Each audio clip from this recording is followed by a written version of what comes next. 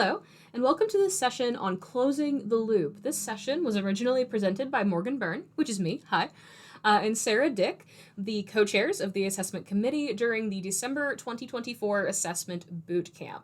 The assessment bootcamp was created by the assessment committee in conjunction with the Center for Excellence in Teaching and Learning. So during this recording, of course, there are going to be some sections that would have been in-person activities in which you're actually going to see one here at the beginning, or larger discussions, but I am still going to work to touch on as much as I can. However, if at any point you have questions, comments, concerns, I do really encourage you to reach out to your faculty mentor, your chair, your dean, or anyone else you're familiar with speaking with on campus to talk about this information as it pertains to assessment. You might also reach out to the co-chairs of assessment. Again, our names are right there on the screen. The director of the CEDL. There are lots of different assessment champions here on campus to make sure that you get what you need. So this session is really going to focus on this phrase, closing the loop. It's something that during this fall 2024 semester, the assessment committee has been talking about a lot, and it can, especially with the way assessment is right now, be a little difficult to define, especially since we've moved to a model that's going to have us assessing every course every year, which means there's one logical question that's going to come out of that we are, of course, going to talk about later on during this session. But this session is really going to make sure to kind of lay some groundwork for additional efforts that we're going to do as they pertain to assessment and gathering this closing the loop data. Now, before we get started, I do, of course, want to talk about our session learning outcomes. These outcomes are very similar to the outcomes that you would see in a syllabus. We want to make sure that we are able to tell attendees, here are the things that you should be expected to do by the end of this session. And if attendees feel they haven't met those outcomes, then we do have a survey at the very end of the session that attendees can complete. And of course, you can complete it if you feel like you have met the outcomes. It's not just for constructive criticism. You're definitely welcome to give us any other kind of feedback as well. But these are the specific session learning outcomes associated with this session. Number 1, define the term closing the loop in the context of assessment. Number 2, explain the role of feedback in improving student learning outcomes. And number 3, recognize the importance of clear communication in reporting assessment results. So, let's get into it. Now, during the in-person version, what we did was we provided everybody with a piece of string, and then at the front of the room, they saw tape, glue, and other forms of adhesive. They were given 2 minutes. They had to use those materials provided to create a cohesive loop. So they had to take that limp string and turn it into a completed circle. And as one might imagine, there are lots of different ways in which they could do that, right? Even if adhesive isn't used, the string must still be tied. The string, in and of itself, cannot do much else on its own. We have to tie it. We have to make something happen on both ends in order for that loop to close. In short, the initial material alone is not enough. Extra steps are necessary. We can take this visual example of closing a loop and apply it directly to how we talk about closing the loop in assessment. So closing the loop refers to the conclusion of an assessment cycle. Specifically, if a loop is closed, improvement has been achieved and documented. That's a big one that Mount West and other collegiate institutions tend to struggle with. We are by no means alone in this. We've had a lot of, I say we as the assessment committee, we've had a lot of conversations about with folks from Blackboard and other institutions in our community college ecosystem here in West Virginia. And when I've said, or when Sarah has said, we're struggling with like closing the loop data, almost always, like 95% of the time, the other person has said, oh yeah, us too. So this is not a unique to Mount West problem. But I do want to note, in thinking about closing the loop, right, and talking about improvement, student learning improvement in particular, we know this is being achieved because students are doing really well. We know that this is being achieved because our faculty are working really hard to make sure that their classes are consistently improving. It's just the documenting it part that can get a little tricky. And we have a lot of different processes in place to help kind of streamline that as best we can, but we do want to make sure that we are all on the same page. So MCTC context, right? We've done a great job of improving student outcomes and measures. We have consistently struggled with documenting and reporting closing the loop data though. So we want to make sure that this cool thing that is happening in your class, you are reporting that out consistently. We want to make sure we've got that data. And conversely, let's say that you did something, you assessed something and it didn't work so well, and you reported that data out and you got a copy of it. You've got a copy of that data now to help drive those improvements, thinking about things you need to change, what you want to work on in the future. That's awesome, right? But we have to have that data to demonstrate those next steps. It can't just remain in our heads. We have to make sure that we are documenting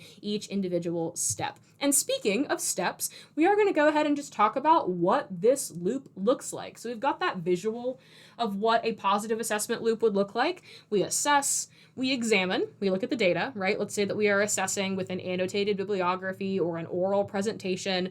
We would look at letter grades, rubric assessments, we would have a student success benchmark, we would have these specific things against which we are measuring our students. And let's say like 40% of students got a B or a C. Not terrible, but definitely something we would need to work on. We would take those letter grades and then dig deeper. Why were they getting B's and C's? What specifically was the problem? If we're looking at the rubric, did they struggle with supporting evidence? Did they struggle with eye contact? What specific thing are they needing to work on?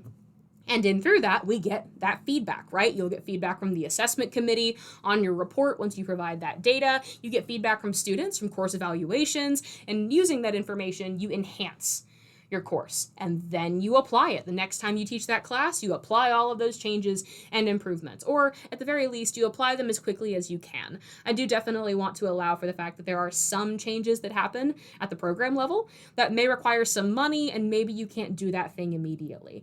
But you do enhance your course, you apply those changes, and then you reassess, and whoop, we're in that loop pretty constantly. So we're just going to go through each individual step, making sure that we are all on the same page. So again, step one is using an assessment measure to assess student achievement. And then once that semester is over, the instructor should then report on their findings through the course assessment report form. There is a video about the course assessment report form here on the Center for Excellence in Teaching and Learning's YouTube channel. I highly recommend that you check that out, especially if you have not yet written your report. It's good to know what's coming. So if you want to check that video out, I want to say it's 10 minutes or less. It's pretty short, but I highly recommend that you check that out before you do anything else. And then these findings, and thinking about how they're broken down, we would want to include our letter grades, areas of concern from our rubric, whether or not students met the success benchmark, etc. When we're thinking about success in student courses, we want to make sure that it is quantifiable as best it can be. Students doing well is fine, right? But what does well mean in that specific context? When I'm talking about goal setting in College 101, I always talk about, saying, if a student says, I want to do well, or I want to be happy with my grades, I am like, that's awesome. 100%, I want that for you. What is it going to take to make you happy with your grades? What does doing well look like to you? Can you quantify that level of success? We want that same thing in this data. If a student is trying really hard, that's awesome. But what did that hard work mean? What did that result in? Attendance is fine, but may really not be an indicator of actual assessment data. So letter grades, areas of concern from a rubric, whether or not those students were meeting that student success benchmark. We really need to know what success concretely looks like in your class, and then whether or not those students are meeting it. And if they're not meeting it, why not? The next step then is for you to create your improvement plan. For example, let's say that 40% of the students received a 70 on an exam, and the student success benchmark was for them to achieve at least an 85. How can you, as the instructor, adjust your materials, instruction, etc., to increase that success rate, to help drive student success? So that's why we want more than just, yes, they attended, or yes, they turned work in. That information really doesn't give us much. We want to make sure we are looking at actionable data, because that data can then drive what we really do in our courses and the changes that we need to make, whether that be instruction, materials, incorporating discussion boards, whatever that's going to look like. And it's going to vary depending on who the instructor is. But we want to make sure that we are being clear about what that information is and how it is driving the changes that we are making. And now the fun part begins. We implement those changes. So we are enhancing our course in this case, right? So the instructor should implement the changes referenced in the improvement plan. These changes should be implemented the next time the course is taught, when possible, right? Again, allowing for some variation here. There may be some situations where in which you do need more time or you need maybe some money to make that thing work.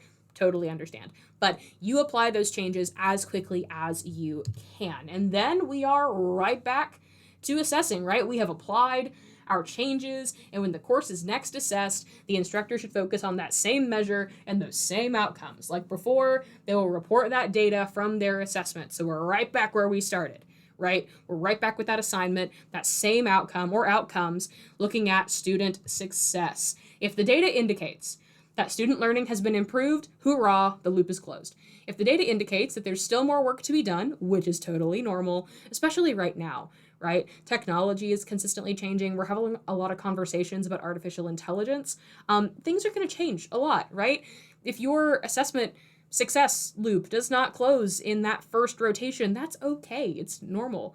And then the loop will remain open if that data has not indicated that student success has improved. Now, I do want to note that sometimes you have a semester that's just a bit of a stinker, right? It happens. Sometimes we don't do so hot. Sometimes they don't do so hot. It happens, right? That is fine. That is why when you're writing your assessment report, context is so important.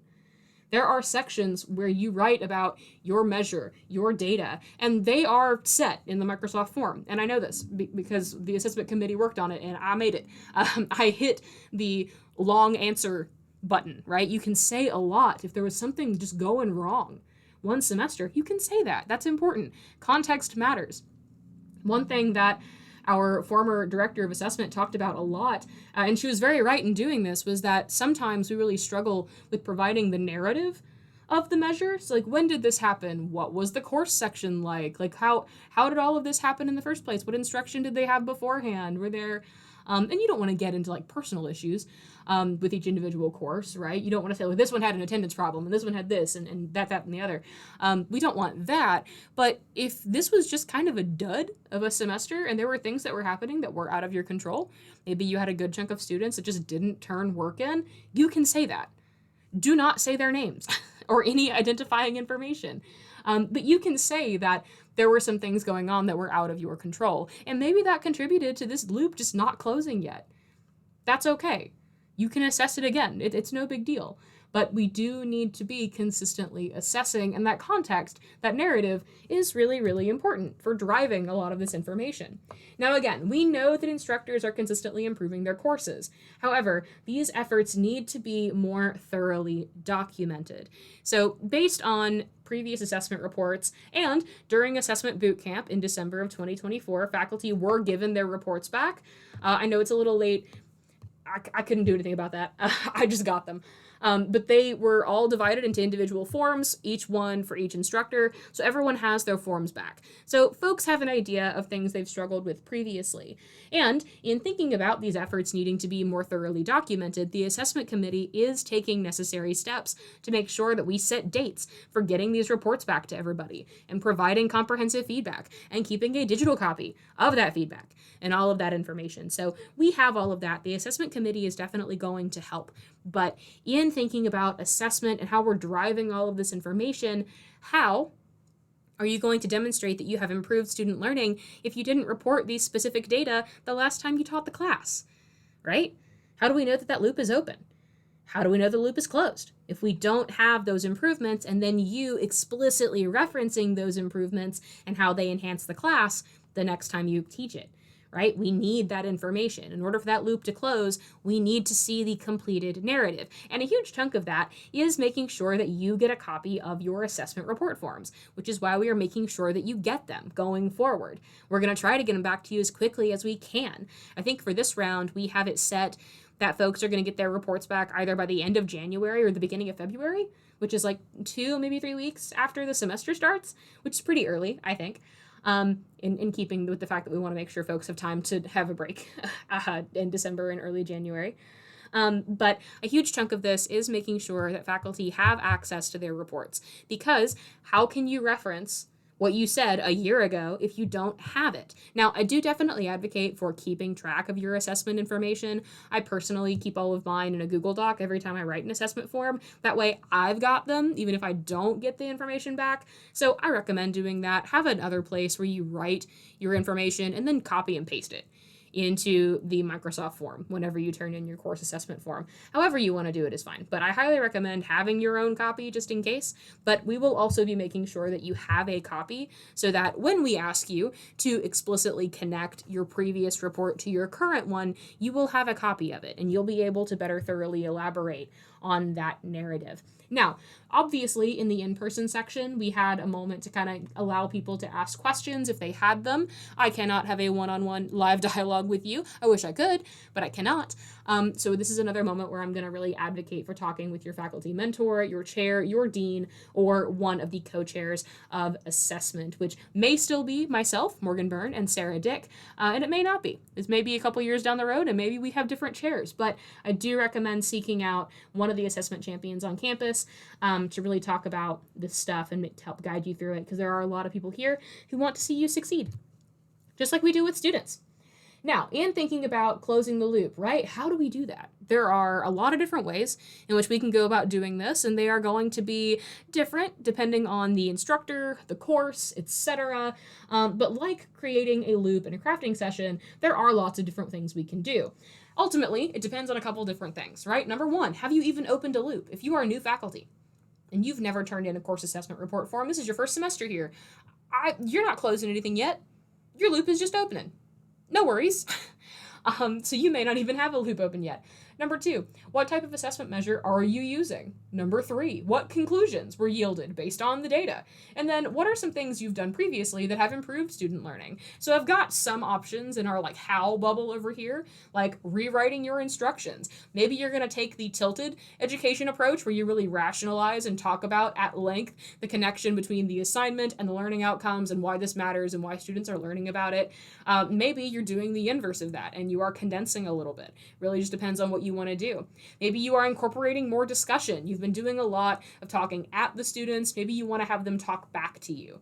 Adding a related low stakes assignment. Maybe instead of just doing a rough draft and a final draft, you add in a second rough draft or a proposal before that rough draft or a conference that they have before they turn in the rough draft or after the rough draft to give them additional feedback and to talk with them more.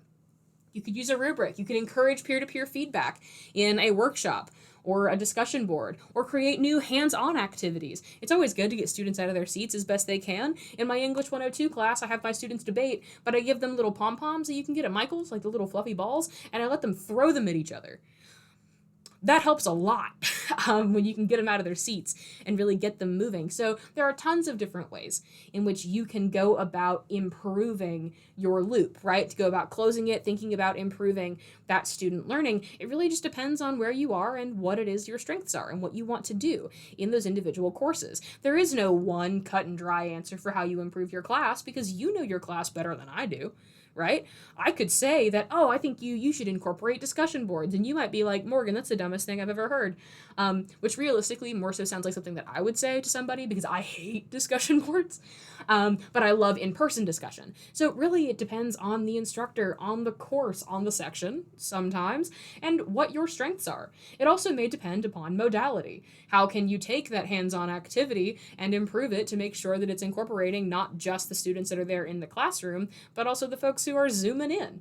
There are large questions to consider, and you're not going to get that simple answer for every single one of them, which on the one hand is a good thing, right? Because it gives you a lot of opportunity to consider how you want to handle your courses. Academic freedom is important. You are a really cool individual. You're an awesome instructor. You should do it how you want to do it. But you need to be considering what that looks like in the context of student learning. And that also means connecting it specifically to the conclusions that are yielded based on this data. If students are really struggling with thesis statements and you add in a new research activity, cool, but how is that connected to thesis statements? They need more information about thesis statements. What can you do for that specific thing? Make sure that the improvements that you are making are connected explicitly to your data, which is one of the reasons we dig so hard into that data. It's why we must have more than letter grades, because 30% of the students got a C. Okay, but why?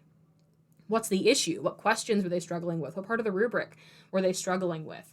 If your course assessment report form was just, oh yeah, they attended, everybody turned stuff in, engagement was great, that's awesome. I believe you 100%. But like, what does that mean in the context of student learning? How do we connect any of those back to the outcomes? So the how is really connected to the data. What types of measure, or what type of measure were you using, and what specifically were the conclusions that you yielded based on that data?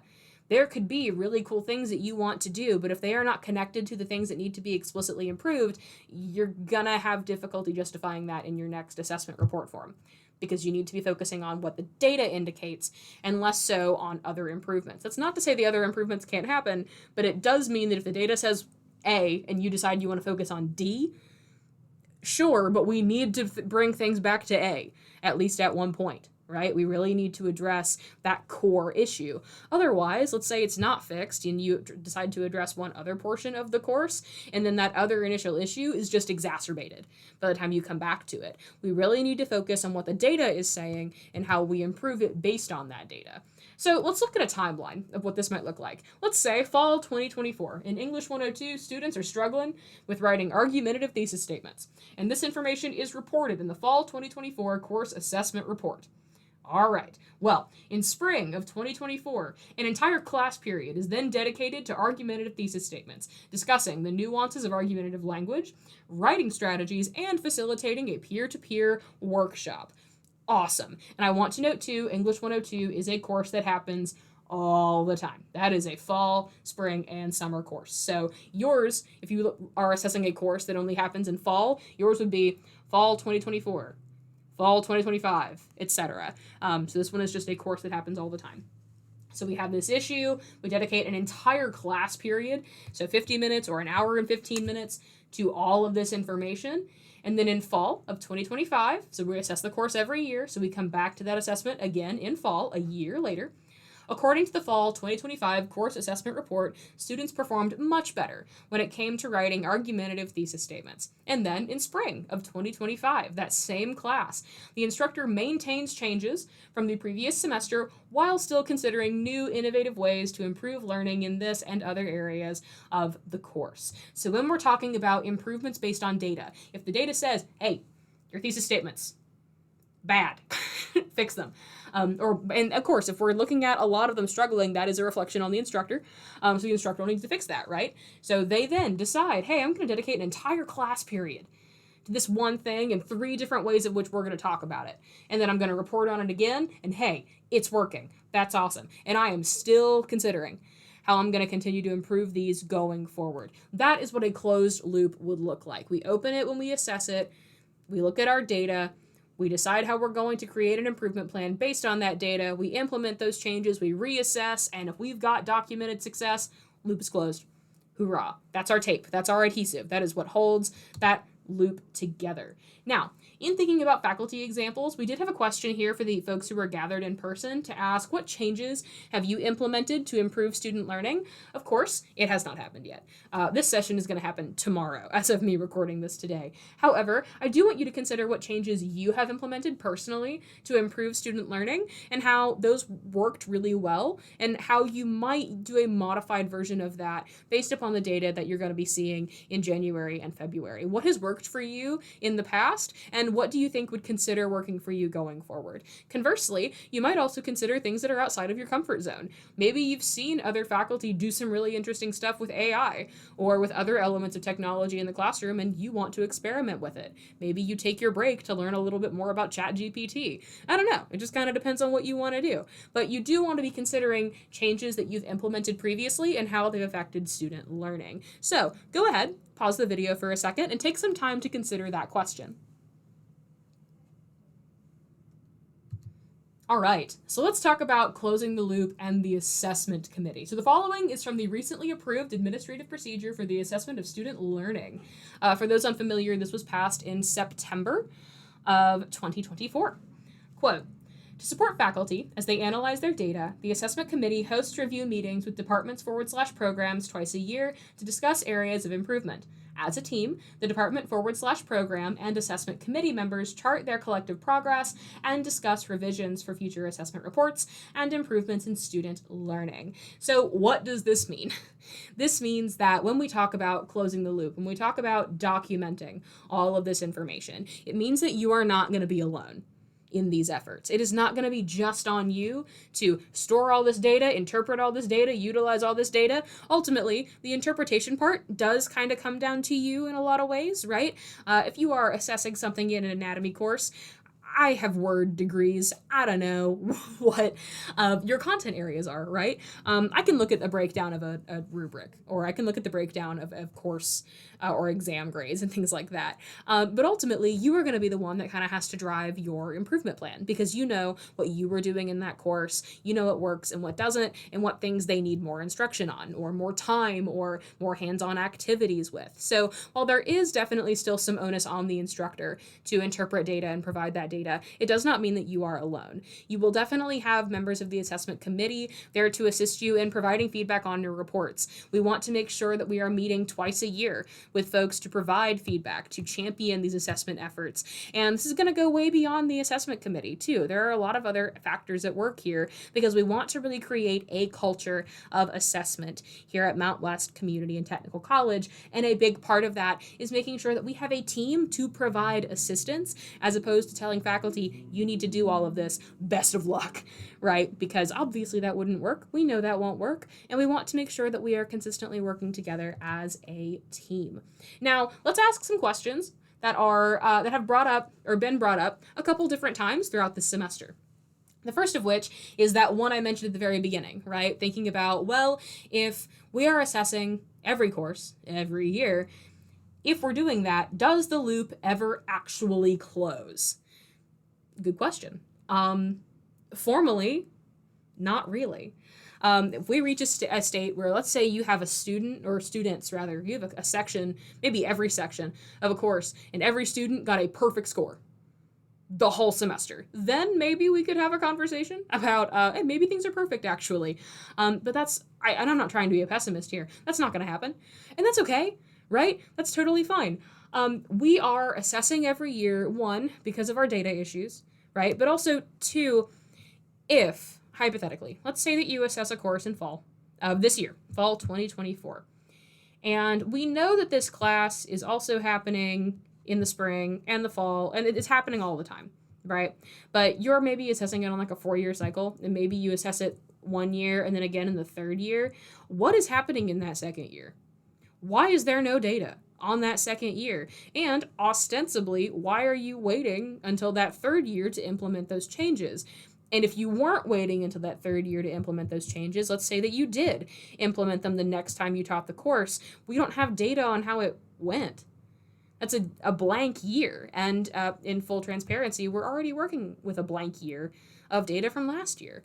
So why would we do that? We want to make sure that we are providing consistent data. And sure, could there be a conversation of, well, maybe we have too much data, and aren't we just assessing for assessment's sake? The latter part of that, no, we are not. But also, too, we aren't in a position where we have too much data. We don't have enough data. I can say this as somebody who is the author of one of the interim report. We do not have enough data. So while I definitely 100% know there are faculty on this campus who do a really good job of compiling their data, keeping track of it, thinking about how to improve student learning, and they do a lot of that in-house, like just with themselves or maybe their department. That's awesome. That's fantastic. However, it's not getting back to the assessment committee, and we have struggled on paper with the Higher Learning Commission when it comes to reporting data. And post-interim report, while we are in a better spot than we were, we really need to improve reporting our data, and it needs to be consistent.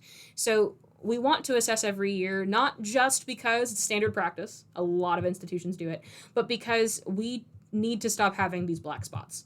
We need to stop having these areas of just kind of like, I'm going to be a nerd here, the void century in One Piece, where there is just nothing. And people are like, hey, what happened there?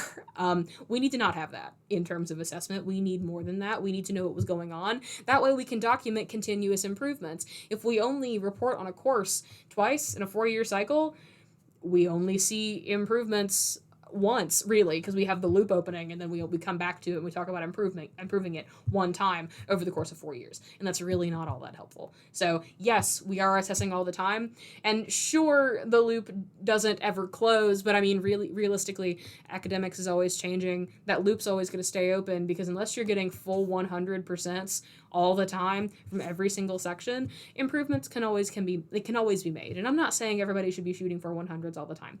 That's also not feasible, right? But if we're talking about continuous improvement, we need continuous assessment. And again, you teach these classes already. You're already doing this. You're already improving your courses. We're just asking for more consistent documentation.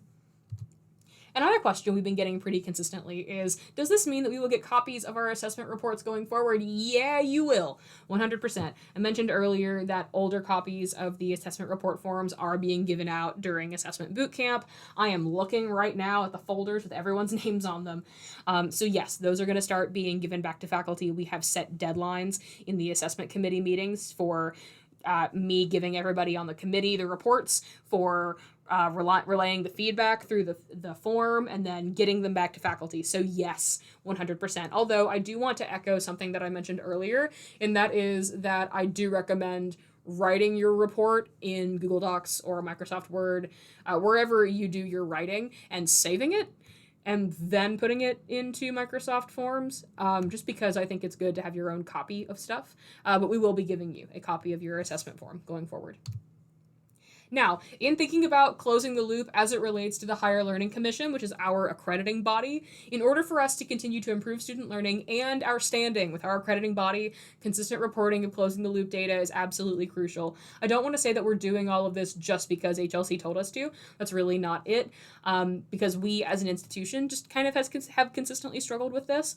But if we're talking about accreditation, it is a pretty heavy word. It does matter, and they have dinged us on this at least since 2017, which means something's got to give at some point, right? We want to make sure that we are improving student learning and our standing with our accrediting body. So we want to make sure that we are reporting on this consistently. Now, I do, as always, want feedback on this session. I know that this isn't live, so we don't have like the activity and the in-person discussion that we would have otherwise had, but you can still access our survey by using this QR code, and you will be asked to input the outcomes from earlier, and provide information about whether or not you felt that these resources really worked or didn't. So we really appreciate your feedback. But otherwise, thank you so much for watching this video. If you have questions, please reach out to your faculty mentor, your chair, your dean, the members of the assessment committee, anybody here on campus who'd be more than happy to talk to you about assessment. Thank you so much, and have an excellent day.